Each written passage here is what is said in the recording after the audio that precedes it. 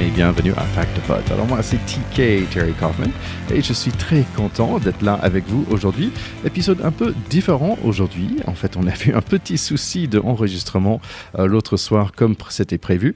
Mais bonne nouvelle, en fait, on avait fait un live, notre tout premier live ce week-end pendant le match France-Italie. Donc ce live était vraiment super sympa à faire. On va essayer de refaire la semaine prochaine.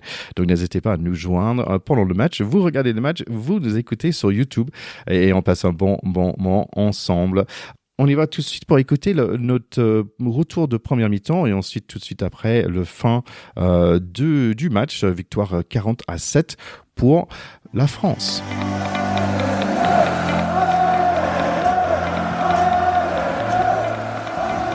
Bon, voilà. On a première mi-temps, la France qui gagne 5-0. Ça aurait pu être 10-0, mais essai refusé de griser. La France, on va dire, très bruyant pour l'instant, avec beaucoup de fautes de main et pas beaucoup de clarté dans leur jeu. Théo, tu vois quoi dans ce match ? Je pense que, comme on pouvait s'y attendre, les Italiennes qui sont pas favorites ont rien à perdre. Donc elles arrivent là avec engagement maximum. En plus, c'est pas loin de l'Italie, c'est à Grenoble. Bon, il doit y avoir du public italien un petit peu.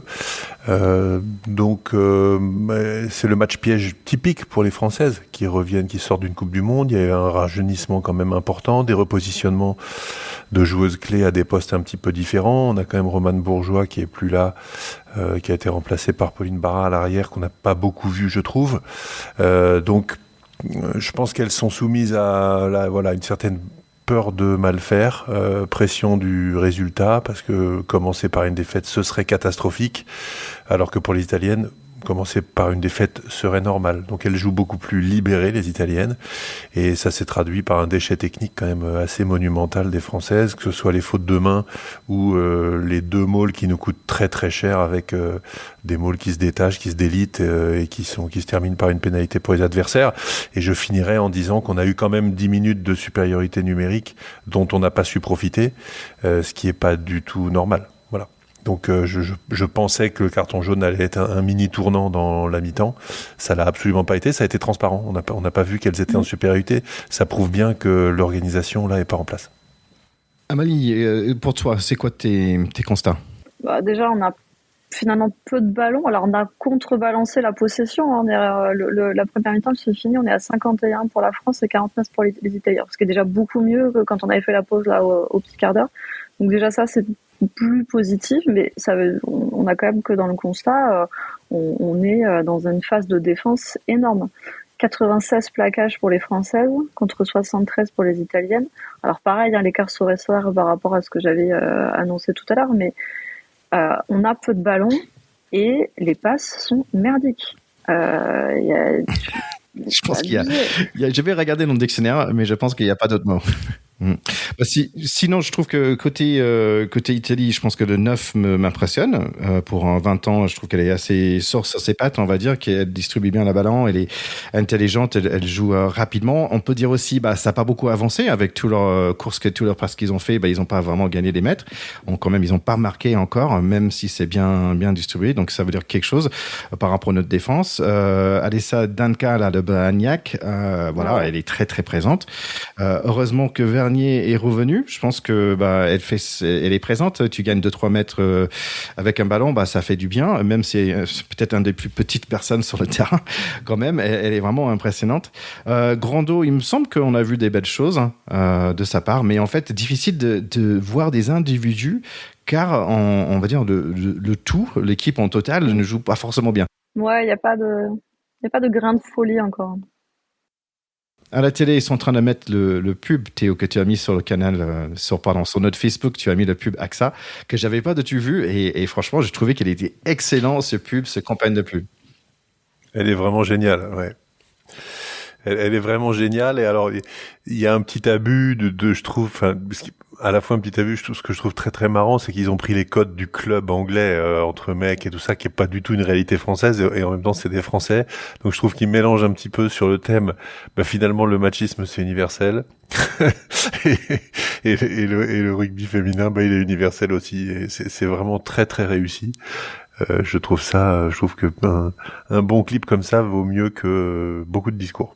Je trouve ça beau d'avoir aussi, alors vous voyez, hein, il y a toutes les joueuses de l'équipe de France qui ont participé et qu'on montre aussi dans leur vie personnelle.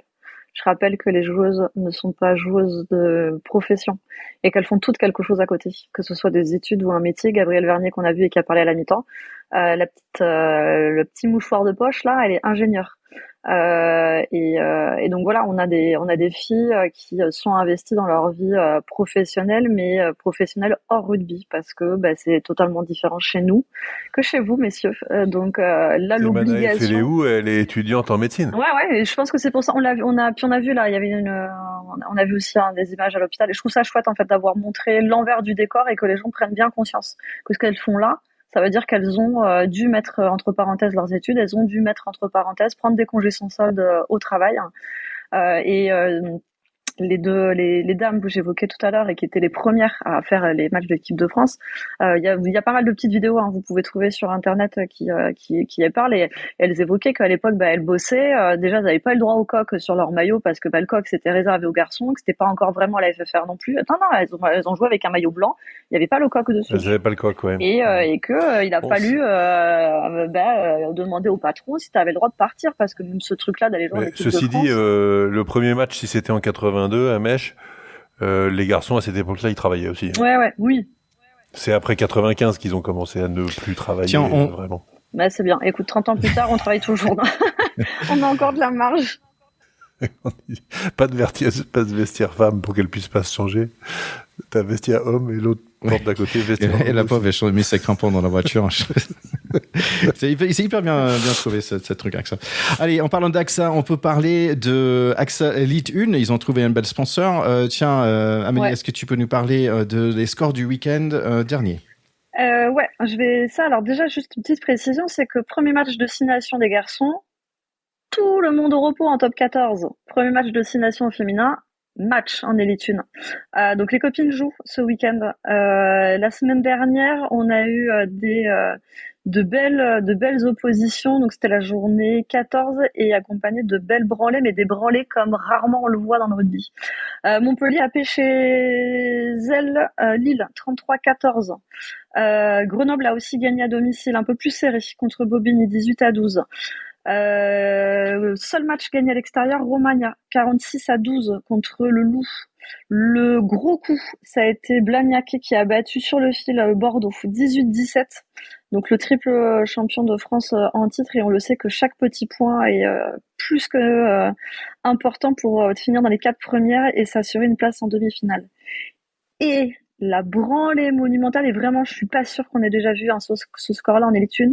Stade Toulousain a mis 92-0 au pauvre petit Toulon, promu de cette année, championne d'Élite 2 l'année dernière, qui a vu de près ce qu'était de toucher le haut niveau, et très très dur, vraiment très très dur. Ça fait mal pour Toulon. On va dire c'est toujours le petit frère ou petite sœur, on va dire de Toulouse, mais là c'était, on va dire, pas très gentil de la part de la grande sœur, on va dire, de Toulouse. Ouais, c'est ça. Voici les classements. Stade Toulousain en premier, et j'étais un peu étonné de voir ASM, on va dire Omnia, qui a le même nombre de points, 63, suivi par Stade Bordelais, qui a gagné l'année dernière, les 3 dernières années, il me semble bien. Ouais, mais alors après, Romagna est à ce niveau-là depuis déjà plusieurs saisons. Elles ont eu leur premier titre, je dirais, il y a 4-5 ans contre Blagnac, d'ailleurs, à Blagnac. Donc c'est une équipe qui est totalement à sa place, à deuxième position. Et vous voyez, il y a eu qu'un match perdu pour les 2 équipes. Romagna qui était très peu impacté par le départ des internationales en Coupe du Monde. Et on l'avait dit, ça avait fait très très mal à Bordeaux en début de saison. Ce qui explique la 3e place de Bordeaux, légèrement, enfin quand même un gros décalage à 50 points. Et Blagnac qui va s'assurer d'avoir place en demi. Ça a été longtemps serré avec Montpellier, et justement le match contre Montpellier a créé déjà un écart, et je l'ai dit, Blagnac a fait un gros coup le week-end dernier en battant Bordeaux. Donc il devrait pas y avoir grosse surprise. Alors ça met moins de suspense chez les filles en Elite 1, ces 4 équipes-là déjà depuis plusieurs saisons. La finale change régulièrement. Mais en tout cas, les 4 premiers qui devraient jouer les 2 demi-finales sont cohérentes. Et Toulon, même si malgré cette piquette qui s'est pris moins 92 au goal average la semaine dernière, est pas dernier. Le dernier d'office descendra en Élite 2 et pour l'instant c'est Lille. Ils ont Toulon à 6 points d'avance sur Lille et n'est jusqu'à 1 point derrière de Lyon qui est 8e. Donc, mis à part cette déculottée la semaine dernière, en vrai, elles peuvent faire le coup et se maintenir. Parce que c'est toujours ça, quand tu montes, c'est de te maintenir. Merci Amélie. Fin du match, un match, on va dire, pas très réaliste, on va dire, au début, mais quand même à la fin, un super joli deuxième mi-temps. Coaching gagnant, des bons choix aussi, on peut dire comme ça. C'est quoi ton analyse finale du match ? Je suis pas inquiète sur leur capacité à faire des débuts de match catastrophiques, mais tu te dis qu'en fait à ce niveau-là tu peux pas, tu es une joueuse de l'équipe de France, elles peuvent pas être toutes autant pas dans le match dès le début. Alors c'est le premier match depuis cette terrible demi-finale et surtout le match de la 3e place qu'elles ont perdu. Donc il y a un peu un enjeu aussi de recoller avec la victoire et avec la manière. Mais tu prends une petite nation, ça sera que des petites nations. On va pas se mentir, le rugby féminin c'est pas capé comme chez les garçons. Donc jusqu'à cette finale de France-Angleterre qui est déjà actée comme étant le dernier match de la journée, parce que ce sera la finale, tu te dois en fait. Le score il est sans appel, mais le contenu il est vraiment laid. Alors il y a au début beaucoup mieux. Ouais, mais c'est 40 minutes dégueulasses quoi. Donc tu peux 40 minutes sur 80, t'as une moitié de match que tu peux jeter à la poubelle. Donc voilà, à voir les prochaines journées. Et là j'ai hâte de démarrer le match de l'Angleterre pour voir un peu ce que ça donne si elles ont il y a eu quelques changements. Alors j'ai trouvé très très beau cette image. Il faut que tu la retrouves et que tu nous la publies sur les réseaux. Il y a des grossesses en cours en équipe d'Angleterre, donc des joueuses qui mettent leur carrière entre parenthèses, et vraiment entre parenthèses parce qu'elles sont en ce moment avec l'équipe d'Angleterre et elles s'entraînent. Donc on les a vues à la muscu. Donc elles sont 3 futures mamans enceintes et elles ont fait les entraînements avec les filles. Elles sont intégrées dans le staff et j'ai trouvé ça trop beau comme image. Je suis tombée dessus tout à l'heure par hasard et voilà. Donc il va y avoir un peu de changement chez les Anglaises. Ouais. J'ai écouté un pod d'ailleurs avec la capitaine où elle parlait de ça, qui dire en fait on a 2 retraites, on a 3 grossesses, et je trouve ça intéressant que ça rentre vraiment dans la vocabulaire aussi de le rugby féminin, que oui on a des joueuses qui sont pas là en ce moment, elle reviendra, et c'est une autre façon de voir le chose aussi. C'est pas parce qu'ils sont pas là pour un saison, ça veut pas la fin du monde aussi. Ils ont ce droit de revenir qui est beaucoup plus difficile pour les hommes. Dès que tu vois pas, c'est fini. C'est exactement ça.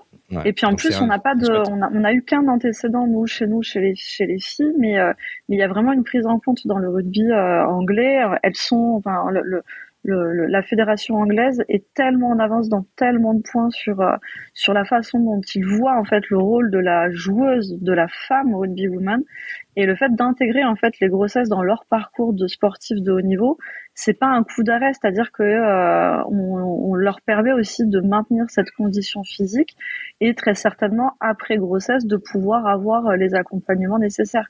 Nous, Elodie, j'ai plus son nom de famille en tête. Mais c'est arrivé qu'une seule fois en fait. On a eu qu'une seule joueuse donc c'est dommage. On a beaucoup de choses à apprendre du rugby anglais. Je pensais pas dire ça un jour, mais.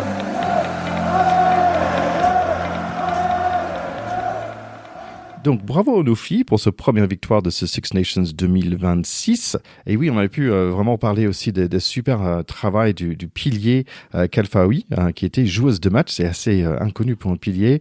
Donc, bravo à elle. Vernier qui était vraiment omniprésent. Et aussi pour le jeune Barra, qui a fait un super match pour son première titularisation en 15 dans l'absence de Morgane Bourgeois. Voilà. Et moi, j'aimais bien aussi Grando pour un premier match, premier essai. C'est toujours sympa, ce genre de choses.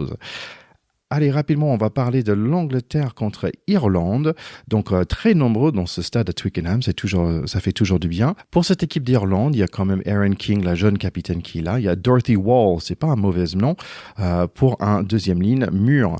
Bien sûr, il y a leur 8 excellente Wafer aussi. Dans les arrières, il y a Eve Higgins et McCann qui va marquer un essai. En Angleterre, il n'y a pas aussi connu comme avant. Il y a Cokayne et Baird en première ligne et Kildune. Bon, on va parler de ces trois-là parce qu'ils vont marquer des essais. Molani MacDonald qui joue contre sa femme en Irlande, donc c'est son coéquipier en Angleterre, dans le championnat d'Angleterre, ça c'est chouette. Meg Jones de centre qui est en capitaine. L'Angleterre vraiment sans problème pendant ce début de match, c'est l'opposé de l'équipe de France, on va dire. Cokayne avec un essai, Baird avec 2. L'essai de Kildune est refusé, mais elle va marquer plus tard aujourd'hui. Mais ça finit 21-0 pour le mi-temps. Deuxième mi-temps, Meg Jones permis à Bridge de montrer ses cannes, 28-0, donc point de bonus. Irlande va quand même marquer quelques essais par McCain et King. England qui gagne pour la 34e fois à la suite quand même. Ensuite, c'est Pays de Galles et Écosse. Pour l'Écosse, on a Emma Wassell avec 72 caps, Rachel McClum qui est le capitaine avec 61 caps. Quelques noms dont je me souviens de l'année dernière, Emma Orr et Rona Lloyd, mais il n'y a pas de Francesca Maggi qui a beaucoup marqué pendant ce Coupe du Monde. Pour Pays de Galles, il y a la jeune capitaine Kate Williams. Il y a aussi un Tupulotu, en pilier, et Crabbe en deuxième ligne. C'est des arrières pour les bleus français et c'est des avants pour les rouges. Écosse va quand même garder le main sur ce match. Il y a 2 jolis coups de pied qui finissent en essai, donc ça montre que quand même les Écossaises, ils ont des belles qualités techniques. On peut penser que le match est fini, mais la capitaine galloise va mettre un essai déterminé. Et balle de match, les rouges remontent 50 mètres avant de tomber en panne. Écosse va gagner 24-19. Belle victoire, mais sans le point de bonus pour l'Écosse. Rapidement pour le EPCR, vendredi soir, il y avait un sacré match. Je vous invite à au moins aller voir la highlight sur YouTube. C'était quelque chose. 43-41 pour Bath qu'ils ont gagné. Donc, je pense que Bex Flanagan va être contente. Notre écutrice qui habite à Bath. 35-14 à un moment pour Northampton qui avait vraiment l'air très fluide dans leur jeu. C'était vraiment la force de Bath contre la vitesse de Northampton. Pollock avec le carton jaune qui a permis à Northampton de mettre l'essai de la gagne. Donc, super match par Bath. Ensuite, c'était Glasgow contre Toulon. J'ai vu que le deuxième mi-temps, mais petit mot pour Brex quand même, avec un essai individuel qui a été magnifique. Je trouve que le gros est en forme olympique aussi. Vraiment, notre pilier sur l'équipe de France, il fait du taf. Et petit mot pour Sanzel aussi. Je trouve que aussi il fait un travail de lambe en centre. Donc, il était vraiment très, très présent. Ensuite, Leinster, il n'y avait pas trop de problèmes contre les Sale Sharks, 43-13. Le deuxième match du week-end, c'était UBB contre Toulouse. Stade bruyant et brûlant. Il y a du feu à Bordeaux. Le centre de Toulouse, Gorge, est en jambes, mais l'UBB aussi. Les Toulousains avancent, mais c'est pas si simple. UBB s'est visiblement s'entraîner au grattage cette semaine. Je pense surtout à Waukee. Jack Willis va faire beaucoup de mal avec ses plaquages, mais à fou avec des déblayages. Heureusement, l'arbitre écoutait ses collègues parce qu'il a loupé quelques appels. Le coup est partout en défense. Antoine Dupont n'est pas très sûr de lui. À 20 minutes, Toulouse loupe une opportunité. Beaucoup de jeux, mais pas beaucoup de points pour l'instant. C'est Maxime Lamotte qui va ouvrir le score derrière les avants de Bordeaux. Super match par lui. L'opportunité, donc ça fait une opportunité et un essai pour UBB. Pas grave, dit Toulouse. Avec une réaction immédiate, c'est Ntamak qui va marquer après des jolis travail de Willis et Meafou. 5-7 pour Toulouse. LBB n'a pas pu sauver le 50-22 de Ntamak. Meafou qui gratte, Poirot aussi, mais Penaud va se faire exploser après un coup de pied à suivre. J'espère que ça va pour lui quand même. Grosse faute, carton rouge pour le pilier de Toulouse. Moefana va perdre un ballon. Les arrières de Toulouse sont inspirés. Télé Thomas va marquer. 13 essais en 14 titularisations quand même pour Télé Thomas avec Toulouse. 12-5 pour le mi-temps. Jalibert avec un essai très chanceux. 15-12. Bordeaux en jambes, mais Ramos avec un autre 50-22. Jelance, il sort blessé et il y a Big Ben de Bordeaux qui va arriver. Il va éjecter Dupont avec comme un truc de sumo. Waukee est presque là. Jack Willis sauve l'essai, mais carton jaune pour Dupont pour un croche-patte. Ça va mal pour Toulouse. Ils sont à 13 pendant 1 minute, mais à 14 pendant 30. Big Ben va marquer. Il est excellent en ce moment. Il va la prouver avec un grattage qui ajoute 3 points pour Bordeaux. Le carton jaune pour Dupont est fini, mais le jeu ne s'arrête pas. Bordeaux avec une énorme opportunité, mais qui il a pas arrêté Ritia à 2 mètres à la ligne, c'est Jack Willis bien sûr. Finalement, Bordeaux va être trop fort pour Toulouse dans cet après-midi. Ça finit 30-15 pour UBB qui passe en demi. Donc ça fait pour le premier week-end de mai, ça va être Leinster contre Toulon et ensuite UBB contre Bath pour les demi-finales de EPCR. Et voilà, c'est tout pour cette mini-épisode d'aujourd'hui. J'espère que tout le monde va très très bien et que vous adorez tout ce rugby qu'on regarde. Rejoignez-nous sur YouTube encore pour le prochain live. On va essayer de le faire pour le prochain match si tout fonctionne bien. Et voilà, et très bientôt tout le monde. Allez, ciao ciao!